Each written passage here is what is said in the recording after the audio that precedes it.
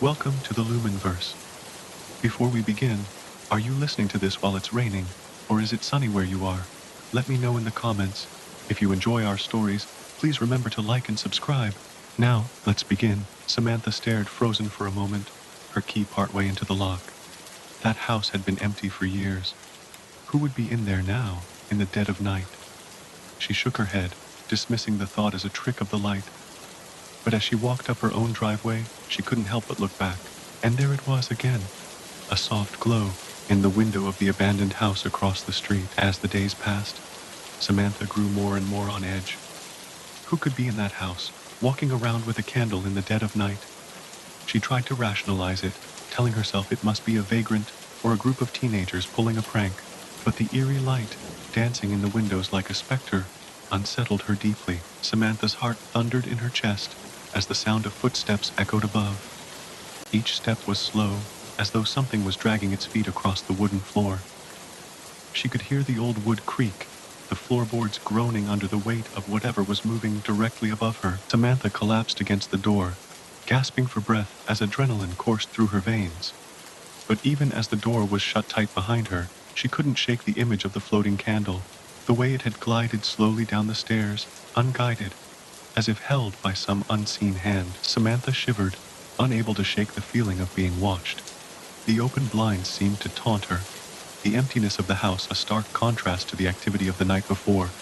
As days passed, she tried to chalk it up to a one-off occurrence.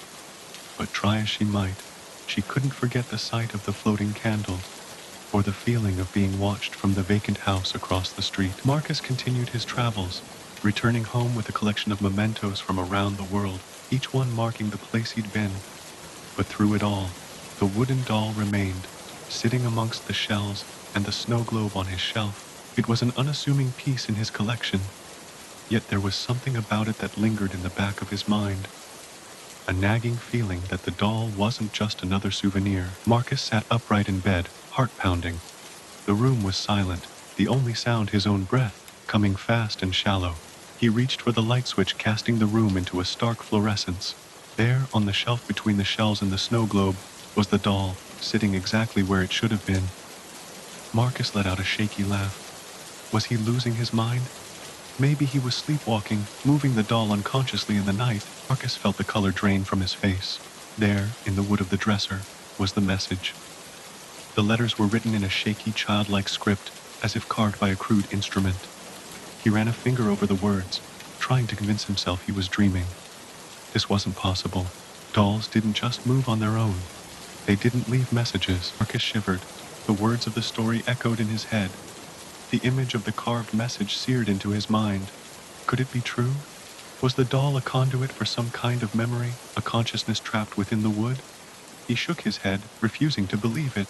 It was absurd, a product of his tired mind. Daniel froze, his hand still on the radio's power button. The static continued for a few moments longer, broken only by the occasional low whisper. He turned the volume up, straining to make out what was being said. But the words were too faint, too distorted.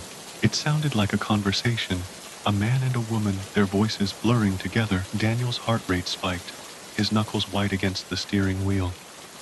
It was his name. He knew it with a certainty that chilled him to his core. The voice was so close, whispering through the speakers like it was leaning over his shoulder. His first instinct was to ignore it, to keep driving, keep moving until the voice faded and the night swallowed him whole. But then the voice spoke again, the command sending a shiver down his spine.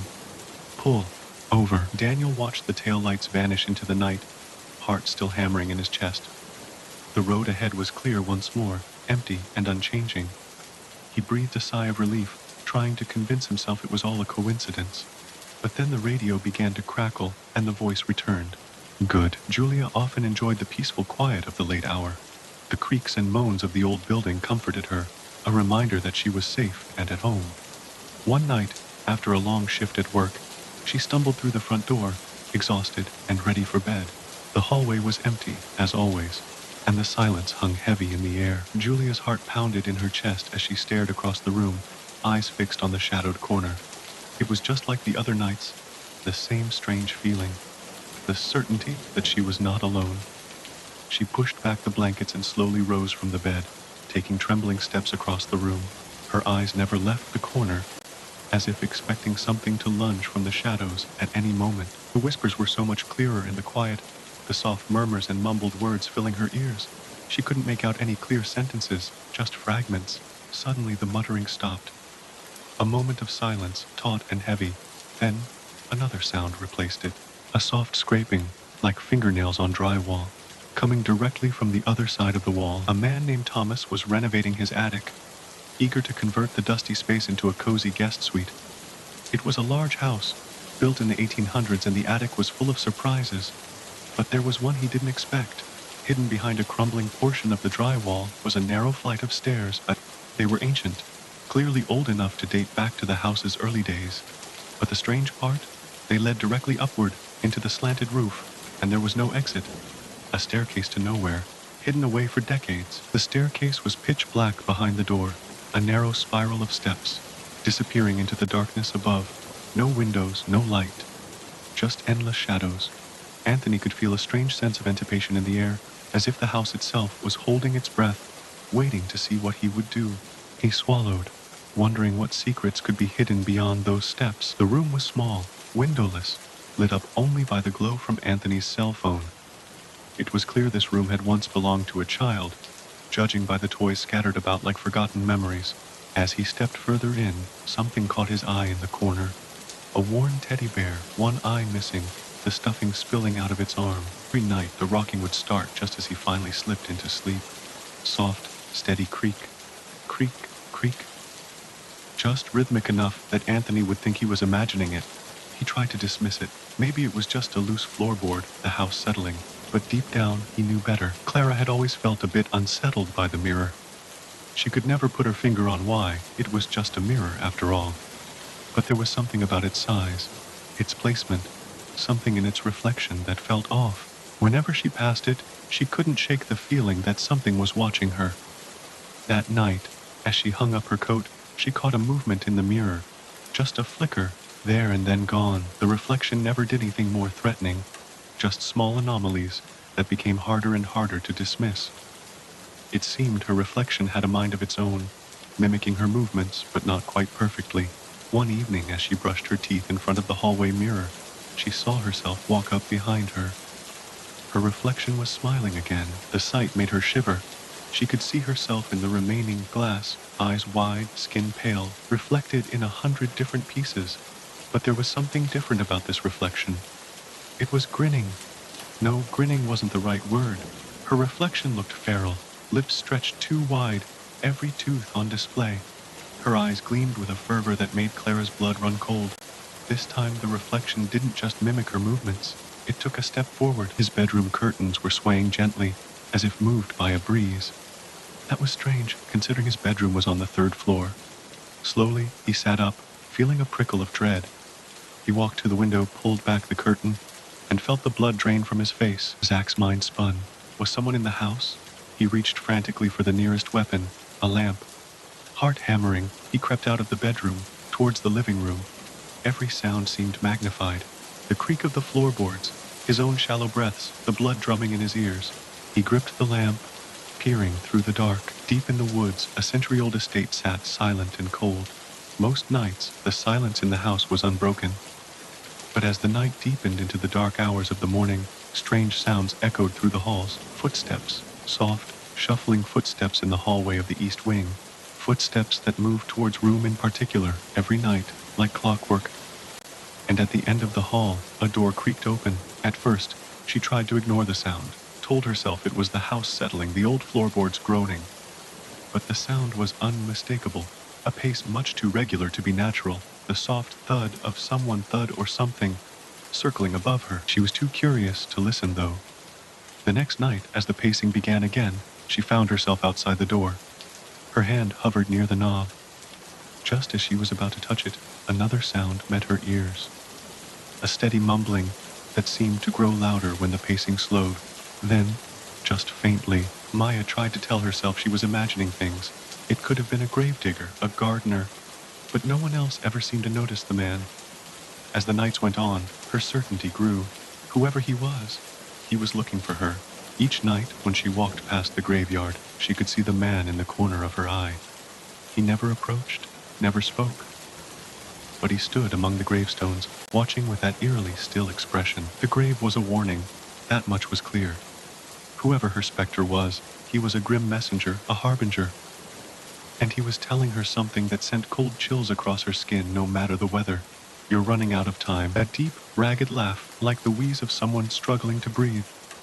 It echoed through the trees, making goosebumps rise on their skin. One of the friends, a short, stocky guy named Mark, jumped up, eyes darting around the clearing.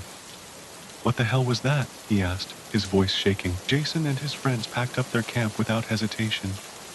Each of them kept stealing furtive glances toward the trees, the undergrowth, as if expecting to see something standing there just beyond the trees, watching them. They didn't tell anyone about the strange occurrences. They put it down to their imaginations, too much beer. Maybe some animal that had gotten too close to their campsite. Only Jason couldn't shake the feeling that it was not just an animal they'd disturbed that night. She sat up with a jolt. The room was cloaked in shadow, but she could see the outline. A silhouette, motionless. She reached for the bedside lamp, fumbling in the dark, her heart in her throat. But when the light flicked on, the room was empty. No one was there. Heart still racing, she told herself it had been a nightmare. She was still half asleep, half hallucinating, still caught up in a dream. The figure was in a different corner. Even in the half-light of the lamp, she thought it looked bigger. Closer. Who's there? She called out, her voice barely a whisper. No answer. Again, she turned the light on. Again, there was nothing. She checked the door, the window. Nothing was open. It was as if whatever had been in the room had just vanished. The highway was practically deserted. A long stretch of black asphalt, winding through open fields and towering cornfields, so still it looked like a painting. As the sun began to set, the air took on a hush. It was strangely quiet, until the hum of an engine cut through the silence. Headlights came over the horizon. A car was approaching. The car was a beat-up old sedan, paint faded. It rumbled over the asphalt, the only source of light in the endless night. It approached slowly, the headlights growing larger as it got closer. When the car finally was alongside, it stopped. The driver's window rolled down. The driver leaned over the seat, peering out of the open window. His face was shadowed in the faint glow of the dome light, but she could make out a baseball cap and a scruffy beard. Need a ride? He asked, voice low and gravelly. The offer seemed harmless enough. The driver was an older man, maybe mid-40s. He had a friendly, weathered sort of face, but there was something off-putting in his gaze. She should have said no, but the thought of walking along this lonely stretch of road alone, that was worse. She looked up, meeting his gaze, then nodded. The man smiled, a crooked, yellow-toothed smile. Climb on in. She opened the passenger door, trying to ignore the feeling of unease growing in her chest. He was just an older man in a beat-up car.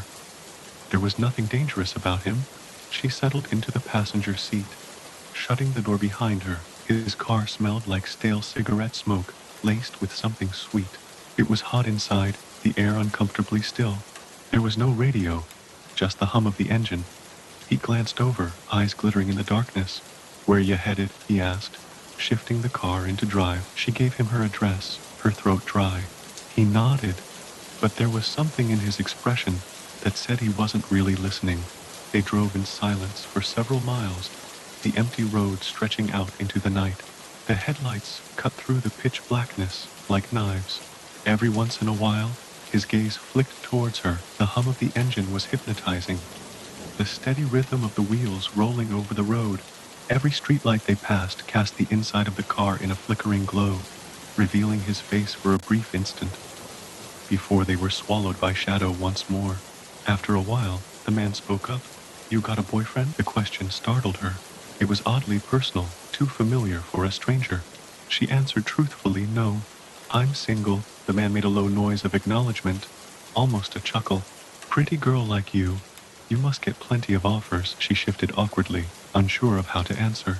There's something disconcerting about how his eyes lingered on her face, as if he was undressing her in the dark. I stay busy, she said vaguely, turning her gaze out the window. The cornfields were so close they passed in a blur, just shadowy shapes in the night. The man seemed amused by her answer. He chuckled, low in the back of his throat. Oh, I bet you do. He reached out, brushing a strand of hair away from her face. The gesture was oddly possessive, too intimate for a stranger. She was more than uncomfortable now. The man's hand lingered on her face, and he had angled himself so he could study her profile better. She leaned back, trying to get a little distance from him, but there was nowhere to go. The car was too small, the darkness too oppressive. He noticed her discomfort, but instead of pulling his hand back, he moved it to her knee, giving it a light squeeze. She tensed, heart hammering against her ribs, every instinct telling her to jerk away. This had gone from mildly uncomfortable to downright scary. He was watching her keenly now, his eyes glittering in the dark. "You're awfully quiet." Nervous, she forced herself to respond, keeping her voice calm. "Just tired." The man chuckled, his hand moving up her leg, his fingers tracing a line towards her inner thigh. "Oh, I bet I can keep you up a little longer." The touch was unwelcome, unwanted. She tried to shift away from his groping hand, but there was nowhere to go. She was trapped, alone in the car with this strange man. His hand crept higher, fingers running the inseam of her jeans. "You're shaking. Are you cold?" he asked, feigning concern. She nodded, unable to find her voice. That seemed to please him, and he smiled that crooked, yellow-toothed smile. "I could warm you up real nice, if you wanted." He moved closer, his warm breath against her neck, making her skin crawl. The car hit a bump in the road, jolting her forward, and he used the movement to slide his hand up to her waist, pulling her into him. She was pressed up against him now, too close, the smell of cigarettes and sweat thick in her nose. She could feel his body heat, his hand still roving over her hip, trying to slip under the edge of her shirt. He leaned in close, his lips grazing the shell of her ear. "You're real pretty." She could feel the rumble of his voice shiver down her spine. He traced his fingers along her ribcage, his touch sending waves of revulsion through her. His hand slid up to the curve of her waist, gripping possessively. "So damn pretty. You got a name, sweetheart?" His tone was almost affectionate now, as if they were an old couple instead of strangers. His breath, hot against her neck, made her skin prickle. "Come on, darling. Tell me your name." She wanted to remain as anonymous as possible, but she knew he wouldn't stop until she answered. She hated the way he'd called her sweetheart, as if they were chummy. "It's Anna," she said softly. He repeated her name under his breath, as if tasting it, trying it out. The man nodded, his hand massaging her waist. "Anna. That's a pretty name. Suits a pretty face." She was acutely aware of how close they were. There was no space between them, his hand running lazily over her side, making her feel like something to be owned. He pulled her even closer, her body pressed against his. He was bigger than her, the kind of heavy-set man who looked like he could overpower anyone. Lay out what her situation was. She could feel his hand tracing patterns along her skin, slipping to the dip of her waist. "No," she answered again, trying desperately to keep her voice from shaking. "I don't." His smile was hungry, and he pulled her a little closer. "No boyfriend, eh? A pretty girl like you, I bet you get lots of attention." His hand crept up her side, tracing the outline of her stomach. He was practically holding her in his lap now, his thick thighs on either side of her legs, trapping her in place. She was trying desperately not to panic, not to reveal just how scared she was, but the way the man was holding her, trapping her against him, made it hard to stay calm. He nuzzled his face against her neck, his scruffy beard rubbing against her skin. "No man to take care of you, huh? That's a waste. A damn shame." She could feel his fingers creeping higher, slipping under the hem of her shirt. The touch was too intimate, too familiar, and it made her skin crawl. She wanted to push him away, but he was too strong. He bit her neck lightly, nipping at her jawline. "Someone ought to take care of you, sweetheart. Someone ought to show you what a real man is like." The hand under her shirt moved up, his thumb rubbing circles on her bare skin. His mouth was still at her neck, his rough voice whispering, "You need someone to give you attention, to take care of you, the right way." Her heart was pounding so hard she was afraid he could hear it. Every nerve was on fire, her skin crawling, every instinct screaming for her to run. But the car was speeding down a deserted stretch of road, nothing for miles in either direction. He was breathing against her ear, his hand gripping her hip with growing possessiveness. "I could take care of you." His voice was a low rumble, and she could feel the heat coming off him. He was big, at least a foot taller than her, and he was clearly stronger. The thought of getting out right now was a joke. She'd never make it more than 10 feet before he caught her. His hand had made its way up to her ribcage. His fingers splayed possessively across her stomach. I could show you how a real man can touch you, how we treat pretty girls.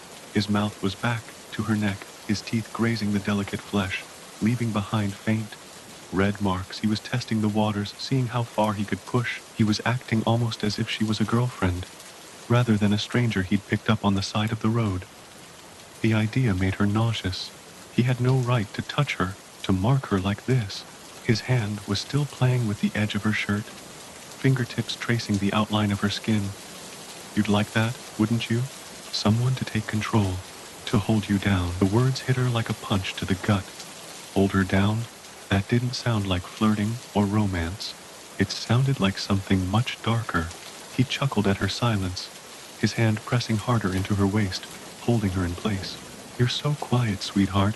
I wonder if I could get you to scream for me. He leaned in close. His hand left her waist, running up her thigh instead, his rough fingers kneading the muscles there. I could make you forget all about those sweet nothings a man promises. I could give you something real. His hand was high up, creeping under her shirt again, his teeth grazing her earlobe. Don't you want that, sweetheart? Someone to keep you warm at night? There's a story about a house, an old, gray house on the corner of Ash Lane. People say it's abandoned for decades, but sometimes at night, the lights flicker on inside. A man named David moved into town and rented the place. He didn't believe in the rumors. To him, it was just cheap rent, nothing more. David's heart quickened as the sound drew closer. He listened intently, hearing the familiar dragging steps creeping up the hallway. His eyes fixed on the gap beneath the door, watching as shadows danced across the floor. And then, the sound stopped. David's heart was in his throat, as could see the shadowy figure, tall and thin, its limbs twisted at odd angles. Its smile was wide and unnerving, sending chills down David's spine. It just stood there in the dark, watching him silently, as if waiting for something. When David didn't move, the figure's smile widened even more, its teeth glistening in the faint light. The next morning, the house was empty, and David was gone, leaving behind all his belongings. All the neighbors could say was that he wasn't alone when he left. Mara was taken aback by the sight of the doll on her desk, its wet hair dripping onto the wood. She hadn't placed it there, and the sound of dripping water had woken her.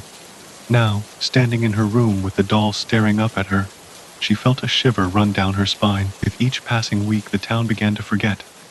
The missing persons flyers faded and yellowed in the sun. The police stopped searching. Yet, every night, the clock chimed at midnight. It became an unspoken thing. Everyone knew it, but few people spoke about it. Some even said you could hear a child's voice coming from upstairs, or a faint shuffling of footsteps in the attic. But that was just stories, right? Mara's fear grew with each passing night as the doll continued to appear in her room, its wide-open eyes staring at her. She locked it outside, threw it away, and even tried to destroy it. But it always found its way back. On the night she disappeared, her bedroom door was found locked from the inside, with the doll lying on the bed, its once broken eyes now intact and staring wide open. The clearing was empty at first, but when his eyes adjusted to the dark, he saw something that made his heart sink. There, standing alone in the middle, was a single chair illuminated by a pool of moonlight. The voice whispered again, right by his ear. Sit. Lewis felt an inexplicable urge to sit. He moved towards the chair, the soft ground and wet leaves muffling his footsteps. As he settled into the chair, the voice spoke again. Look up. He blinked. No, it was just his tired eyes playing tricks on him. He'd driven those roads thousands of times. There was definitely no new road, but he couldn't shake the feeling that something was off. He followed the new road, trying to convince himself it was just a different exit. The road curved in ways he didn't recognize, and a thick fog covered everything. Daniel stood in the sudden darkness, heart pounding. He reached for his phone, but the screen lit up for just a second, then died. The emergency lights flickered on, casting everything in a dim red glow. Where was the figure now? He crept forward, heart hammering. His eyes scanned the deserted aisles, rows of books casting long shadows. Then, he heard footsteps, somewhere nearby. Lewis stood frozen, his mind racing. That wasn't possible. He had locked his door, and there was no other way in. He quickly checked his windows, but they were all intact and tightly closed too. His heart pounding, he followed the trail of mud back to his bedroom door. There, he found something that sent a chill down his spine. Daniel slammed on the brakes. The car slid to a stop, spraying gravel across the road. He squinted out the windshield. It was still foggy, but he could make out the shape of a person facing him. She shivered, a chill running down her spine. It was impossible. The house was abandoned. No one lived here. But the thought of dozens of children sneaking in here at night to leave their mark, it felt like something out of a nightmare. For days, neighbors searched the surrounding area, but there was no trace of Lewis. It was as if he vanished into thin air. At night, people swore they could hear a sound in the forest, soft like footsteps, and sometimes, in the trees, they caught glimpses of something pale, moving slowly through the fog like a phantom. The figure didn't move. Daniel sat frozen, his mind racing. Who was it? What were they doing out here? Slowly he rolled down his window. Hello? He called. The figure just stood there, silent. He reached the top of the stairs. The attic was dark, the moonlight casting strange shadows across the dusty floor. The footsteps were louder now, closer.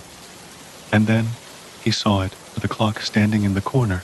Its ancient face was dark, its hands still, but he could see the pendulum swinging back and forth in a steady rhythm, as if someone had recently wounded. Daniel's heart pounded.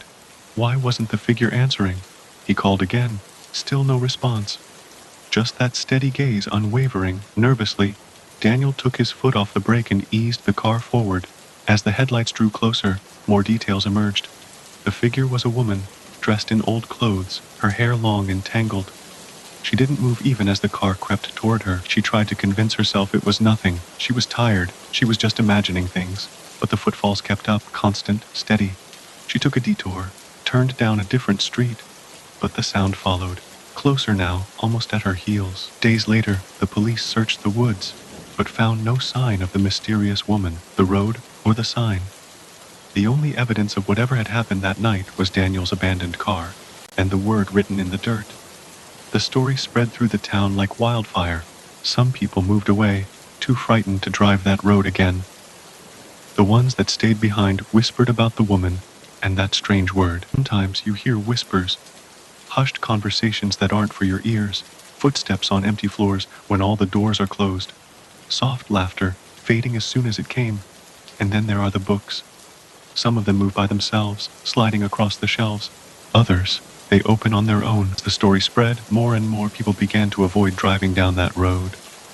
The few who did reported strange noises, like whispers on the wind, coming from the dark woods. But the police dismissed the stories as nothing more than superstition.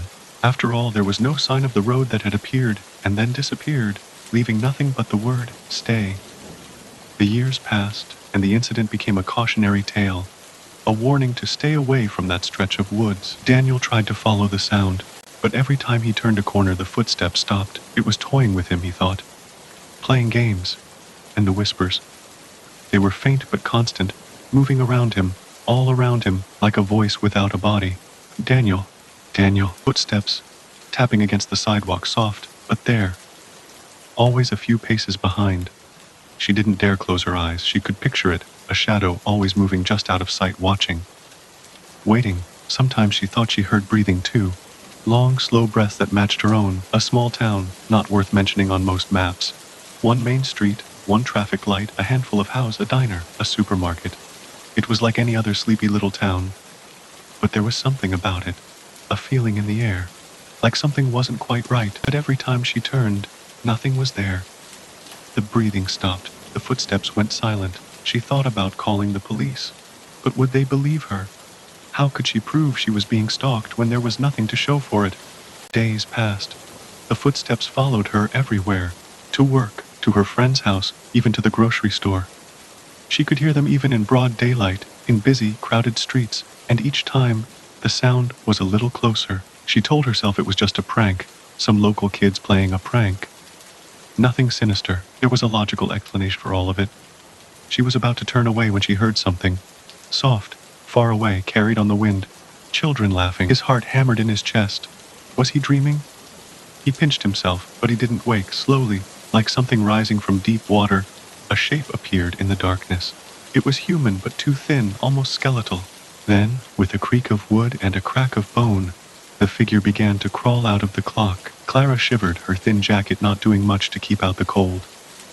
As she passed the house, she noticed something strange. The lights that had seemed to flicker were now shining steadily, like actual candles, not electric bulbs. Clara tried to ignore the sound, so faint, so far away, she was sure it was just her imagination. Yet it kept going, soft, high-pitched, dozens of children laughing at once. It echoed like a chorus, like a memory carried on the wind. Clara knew this sound. She'd heard it before, late at night in empty houses, faint and distant, and always, just out of sight. He froze, listening. It was so soft, he wondered if he'd imagined it. Then he heard it again, closer this time, like someone whispering his name, over and over. Slowly, painfully, it pulled itself out. Its limbs were too long, like broken sticks wrapped in skin. As it turned its head, Matthew caught a glimpse of its face. It was like a child's painting, too bright, too exaggerated. Its eyes were too large, its smile too wide. It took a step toward him, the floorboards creaking under its bony feet. With each step, it was closer, closer. Clara froze, her heart pounding. Had she imagined the sound? No, there it was again, a soft, rhythmic tapping, echoing from the windows, like knuckles knocking softly against the glass. He tried to find the exit, but everything looked the same in the dim red light. Every aisle looked the same, every shelf identical.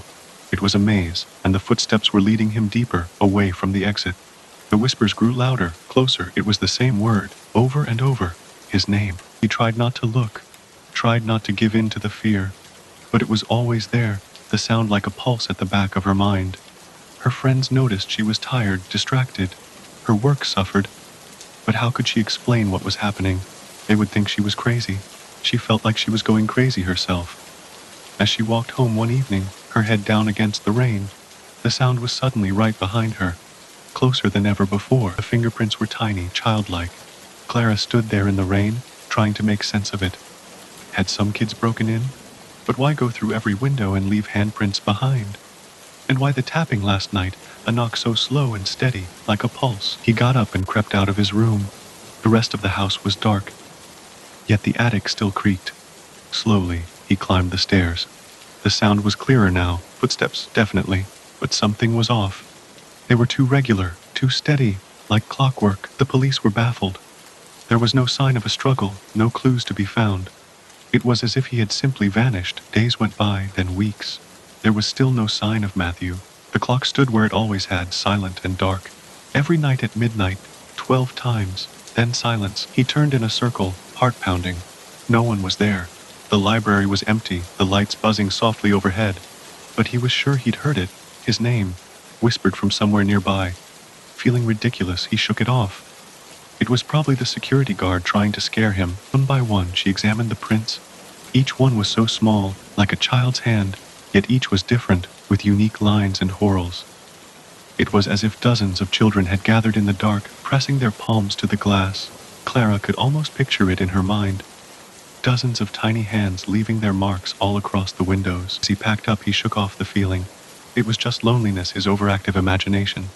He'd been working too hard, staying up too late. Still, he kept glancing at the stacks around him. The shadows seemed deeper now, longer, like the darkness was creeping closer. She spun around, expecting to see someone, but the street was empty. Just the shadows of the buildings and the soft tapping of the rain. She started back home, trying to calm herself. But the steady cadence, closer than ever. Her heart raced. She tried to walk faster, but the steps kept pace, never falling behind, always a beat too close. The library became known as a haunting. People reported whispers, shadows in the stacks, books that seemed to move on their own. Security guards won't work the night shift alone anymore. But the library remains open, its aisles filled with silence, its books waiting for the next unsuspecting student to stay too late. She was running now, her breath coming in gasps. The sound was right behind her, as if someone was running too close enough to touch. The footsteps quickened, as if the thing was gaining on her, its breathing more labored. Closer. She ducked into another alley, desperation driving her, but the footsteps followed, louder now, as if it knew exactly where she was going. In the beginning, the noises were subtle, a knock at the door when no one was there. The occasional creak in the floorboards late at night, nothing to be alarmed about. Most old houses make those sounds. That's what James told himself. He told himself not to worry, that it was normal for a house this old. But the sounds continued. Footsteps in the hall, doors opening and closing, soft whispers in the night. James tried to find logical explanations. The furnace was old, the heating ducts in the walls could make all those sounds. It was the wood settling, the floorboards warping. Nothing to worry about. But when his son came into his room one night, pale and trembling, he couldn't explain it away so easily. "Dad," the boy whispered, "I heard somebody walking around the house." James sat up, rubbing the sleep from his eyes. "It's just the furnace, buddy. It makes all sorts of noises." His son shook his head. "It wasn't the furnace. It sounded like..." His voice dropped to a whisper. "Footsteps." James smiled. "You were just dreaming, buddy. It was a bad dream." But his son insisted. "I heard footsteps, I swear." James sighed. "Okay, let's go check. You stay behind me, all right?" Holding a flashlight, they crept down the hall, stopping outside each closed door. "I hear it," his son whispered. Footsteps. James listened. At first, he heard nothing. Then yes, there it was, a soft sound. Footsteps, faint but there. They went to the stairs, creeping slowly down. The sound grew louder, closer. Whoever was walking was in the basement. The house was quiet. The furnace hummed softly. James felt silly, checking behind each door. Of course there was nothing there. His son was just scared, that was all. They were almost to the end of the hall when the boy stopped. "Wait," he whispered. "What?" asked quietly. James stopped at the bottom of the stairs. The basement door was shut, but the sound came from inside. Steady footfalls, like someone pacing back and forth. He pushed the door open, shining the flashlight into the dark. The basement was empty, just old boxes, a bare concrete floor. There was no sound now, no footsteps, no breathing, nothing. "You see?" James said, trying to keep his voice calm for the boy. "Nothing here."